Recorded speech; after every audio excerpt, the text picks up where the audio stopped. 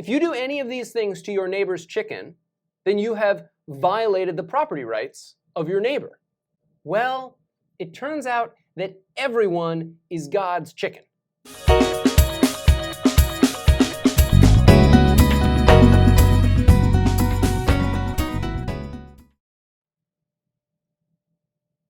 Where does morality come from?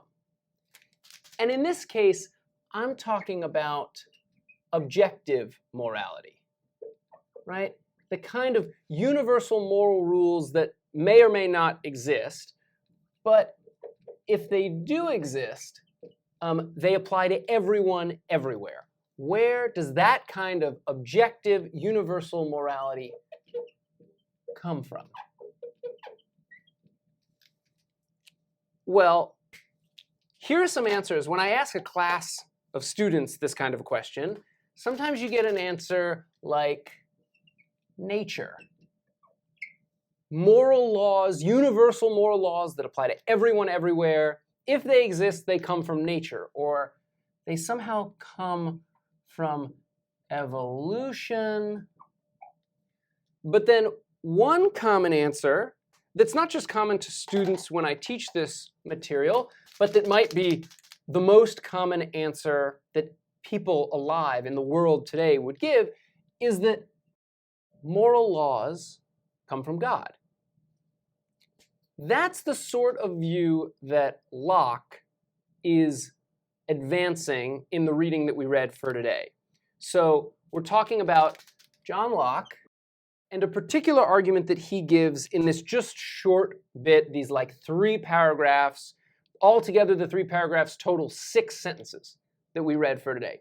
We get a sort of argument from the existence of God and certain facts about God to the conclusion that there are at least some objective moral facts, objective or universal moral laws.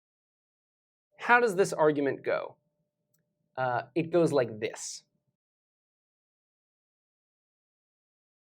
Okay, so let's pause here. Locke is talking about the state of nature. You might be familiar with this phrase if you've read Hobbes. The state of nature means the same thing for Locke as it does for Hobbes. It means that circumstance or situation where people are living and going about their business with no government. There's no state or system of laws that are enforced among a group of people. So he says that the state of nature has a law of nature to govern it.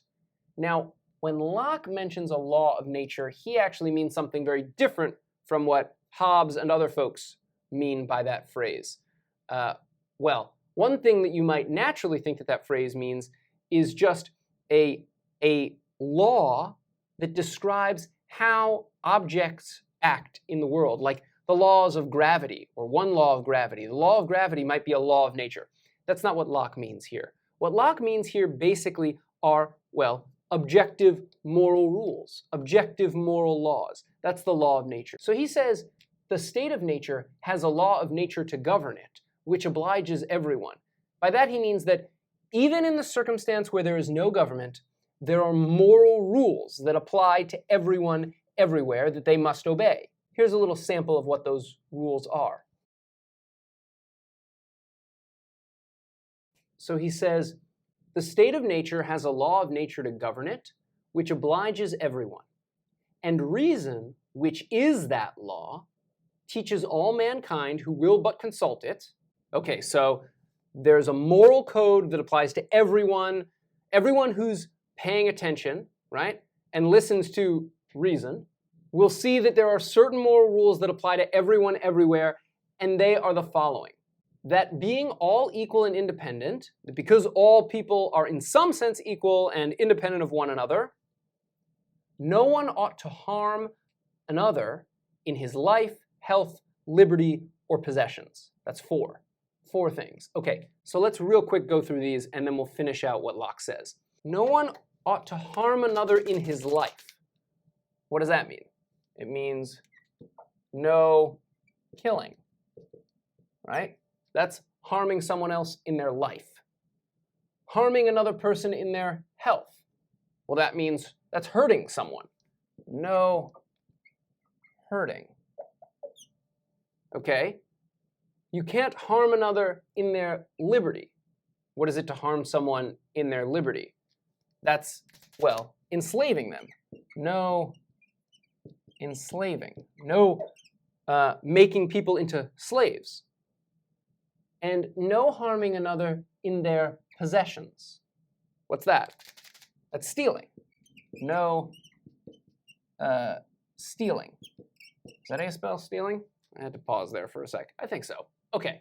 So these are at least some of the moral rules that Locke thinks applies to everyone, everywhere, even when there's no government around. Then he gives the following argument for why these moral laws exist and why they apply to everyone, everywhere, even when there's no government around to enforce them. Here's the argument. For men, being all the workmanship of one omnipotent and infinitely wise maker. Okay, so we know who that is, right? The one omnipotent and infinitely wise maker. Omnipotent means all-powerful. If someone is omnipotent, they can do whatever they want to do. They have all of the power that it's possible to have. So one omnipotent and infinitely wise maker, right? He's talking about God. All the servants of one sovereign master. So all people were created, they were the workmanship of God. They were created by God, and they are all the servants of God. They are all the servants of one sovereign master, sent into the world by his order and about his business. That is, God created everyone and sent them into the world. They are his property. That's it. That's the crucial premise in the argument. All the people in the world are God's property. That's the crucial idea that gets Locke the claim that we ought not to harm another in their life, health, liberty, or possessions. And that's a fact that applies to every human, everywhere, no matter whether there's a government enforcing the laws, no matter what they think, no matter what their society says about morality. It's true of them, even if they don't know it, that they ought not to harm another in their life, health, liberty, or possessions. And that's because they are all the property of God. Fundamentally, the idea here is that if something is someone's property, if they own it, then you can't harm it. If someone owns a chicken and you walk into your neighbor's yard and kill the chicken or hurt the chicken or take the chicken and make it your slave, your chicken, right? Or, which comes to the same in this case, steal the property of the chicken, maybe the eggs, right? If you do any of these things to your neighbor's chicken, then you have violated the property rights of your neighbor. Well, it turns out that everyone is God's chicken. And that's why you can't kill people or hurt them or enslave them or steal from them. Because then you are violating God's property rights. Here's the other thing that Locke says. Okay, so what does he say here? Everyone, as he is bound to preserve himself and not to quit his station willfully, so by the like reason, when his preservation comes not in competition, ought he as much as he can to preserve the rest of mankind. So there are two things that Locke says you can't do here. One of them is everyone is bound to preserve themselves and not to quit his station willfully. What does that mean? To quit your station willfully. What does that mean, really? Try to answer the question. What is it to quit your station willfully? This is like a pretty poetic way of putting it. To quit one's station willfully is to commit suicide. So one cannot commit suicide. And we could see why Locke would think that. Because if all people are the property of God, then you are the property of God. And so you can't kill yourself because that would be damaging the property of someone else, God. You don't own yourself. God owns you, according to Locke. So you can't kill yourself. So, by the like reason, that is, so for the same reason that you can't kill yourself, when his preservation comes not in competition, ought he as much as he can to preserve the rest of mankind. As long as preserving yourself is not in competition with this other value, with this other thing that you're supposed to do, that is, so long as you don't need to do something in order to keep yourself alive, you have to, as best as you can, as much as you can, preserve the rest of mankind. You have to keep everyone else alive as much as you can, so long as you don't have to sacrifice yourself in doing so. Okay, so that's what Locke says. I'm going to try now to reconstruct the argument. But one more time before I do that, let's just go through this whole long quote. The state of nature has a law of nature to govern it, which obliges everyone. Okay, so even when there's no government in the state of nature, there are moral laws, universal, objective moral laws that apply to everyone everywhere, right? And reason, which is that law, teaches all mankind who will but consult it. So reason is going to tell you what the moral laws are if you just think about it clearly enough. That being all equal and independent, no one ought to harm another in his life, health, liberty, or possessions. So you can't kill anyone, you can't hurt anyone, you can't enslave them, you can't steal from them. Why? For men, being all the workmanship of one omnipotent and infinitely wise maker, all the servants of one sovereign master, sent into the world by his order and about his business, they are his property. The reason is, everyone else, and yourself included, are the property of God. That's why you can't harm them. Everyone, as he is bound to preserve himself and not to quit his station willfully, so just as by that reason no one is allowed to commit suicide, so too, for the same reason, when his preservation comes not in competition, that is, when it's not a matter of preserving yourself, ought he as much as he can to preserve the rest of mankind. You should try to keep everyone else alive.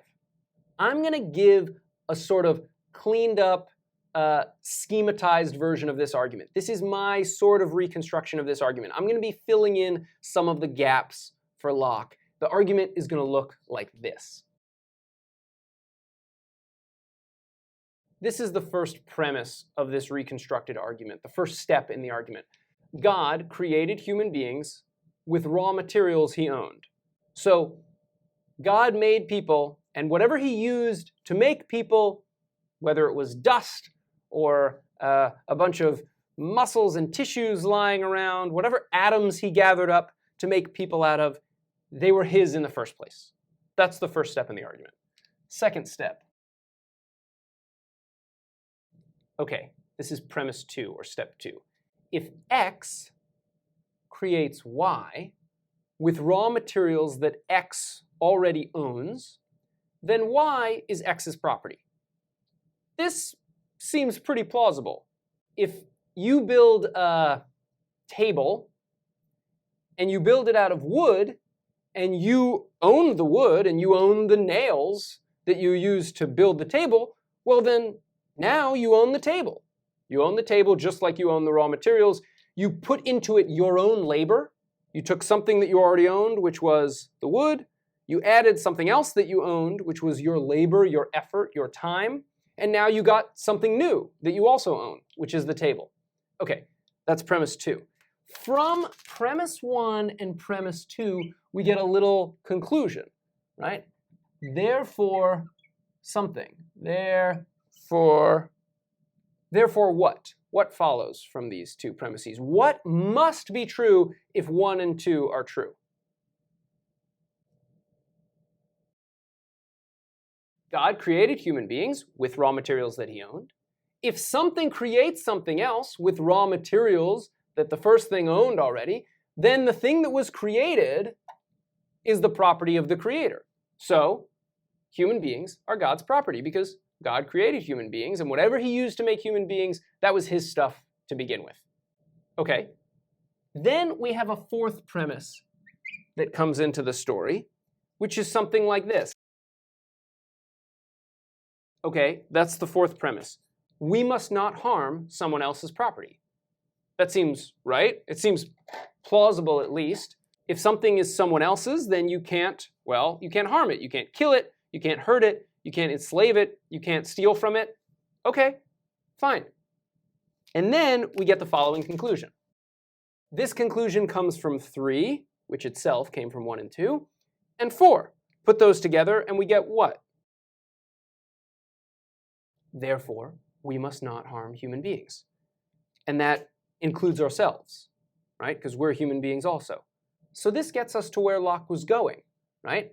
You can't kill or hurt or enslave or steal from other people. You can't kill yourself either because you're a human being as well, right? And that's all because, well, God created us and God owns us. Something like this is close to at least the argument that Locke is giving us in the passages that we read for today. And in that passage that I just wrote up here in pink. There's nothing wrong with this argument on the face of it. I mean, you might reject some of the premises. You might think that God doesn't exist, or that God exists and didn't create human beings. So you might deny that, right? Or you might deny several other steps in the argument. But say that all of the premises of the argument are true. It seems valid or very close to valid. That is, it seems like the conclusion does follow from these premises.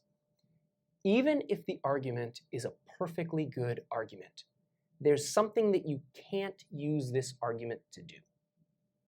You might think you could use it to explain the existence of objective morality in the first place. You might think you could use some kind of argument like this to answer the question that we started with. Where does morality come from? The answer, if you were trying to wield this argument as an answer to a question like that, the answer would be God. These moral laws come from some things that God did. He created human beings and thereby comes to own them.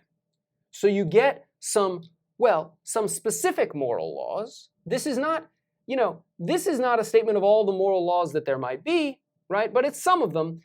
You get the existence of those moral laws maybe from the existence of God and some facts about things that God has done. There's a problem though. Even if this is a perfectly good argument, you can't use it to explain where all objective morality comes from in the first place. Why? Well, because of this. Because of step 4, premise 4 of the argument. We must not harm someone else's property. What do we mean, we must not? Like, we morally must not? This is a moral claim?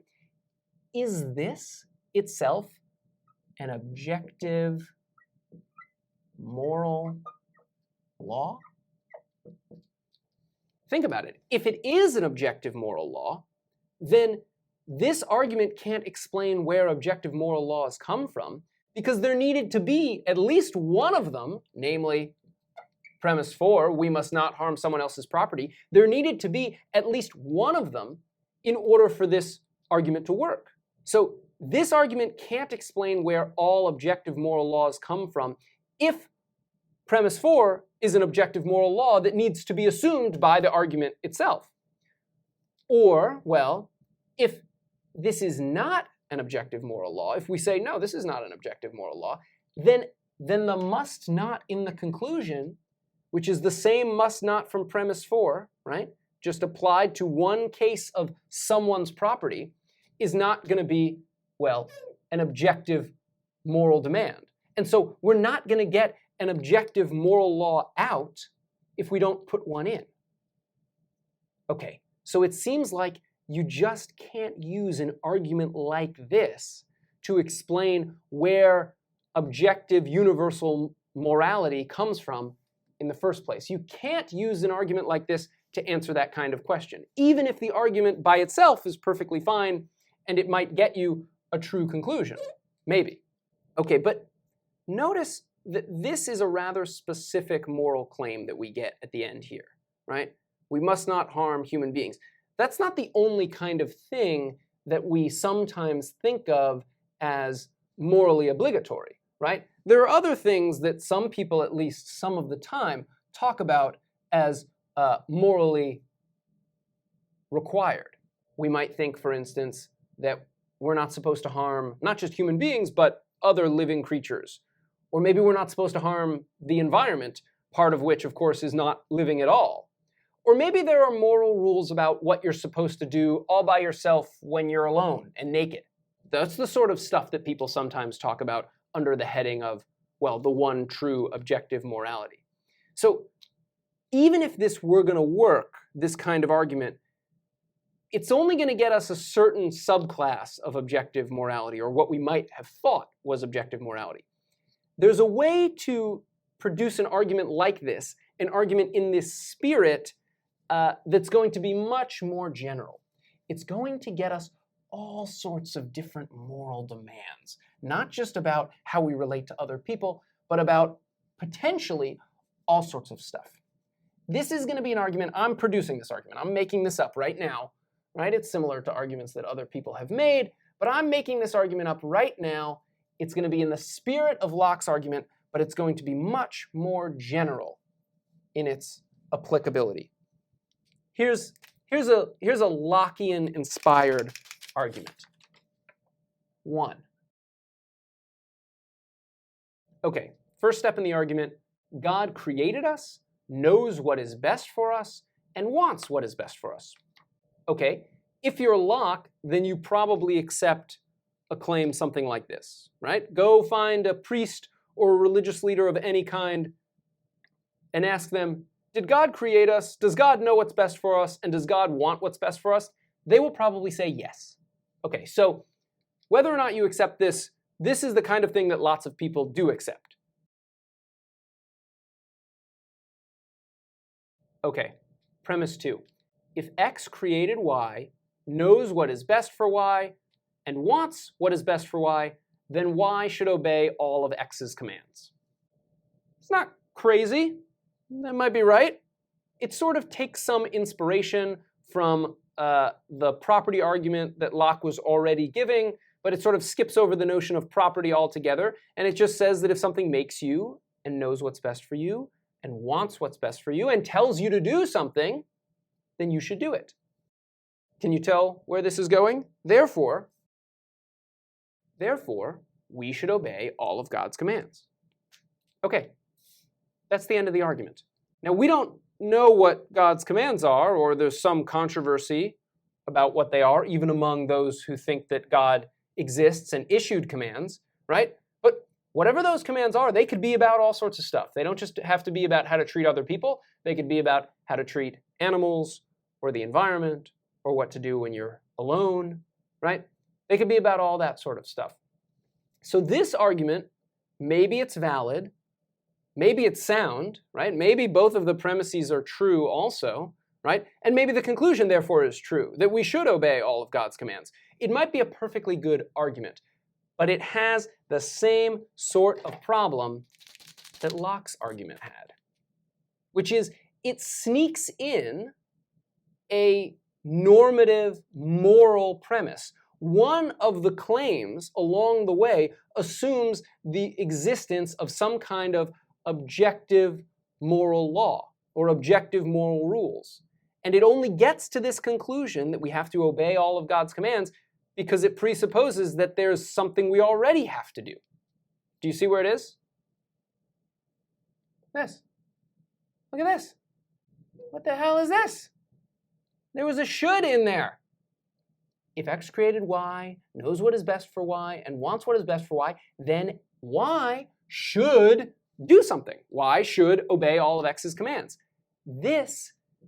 Is this an objective moral law? An objective moral fact?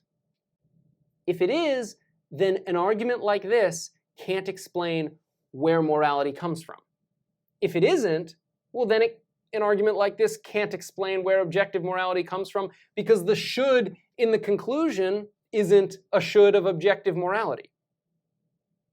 Okay, so this argument faces the same sort of problem that the argument that we sort of pulled out of Locke faces. Okay, So I want to emphasize one point again. I'm not saying that there's something wrong with Locke's argument. And I'm not saying there's something wrong with this argument. I'm saying that there's something wrong with one way that you might want to use these arguments. If you want to use an argument like this to explain where morality comes from in the first place, you can't do it. Because these kinds of arguments rely on the assumption that morality already exists, or that some objective moral facts already exist. That's the problem. You can't appeal to the existence of God, or some things that God has done, or some things that God has said, in order to explain where all objective morality comes from, because you need an extra step to go from those facts about God to facts about what everyone everywhere should do, and that extra step relies on the existence of objective morality.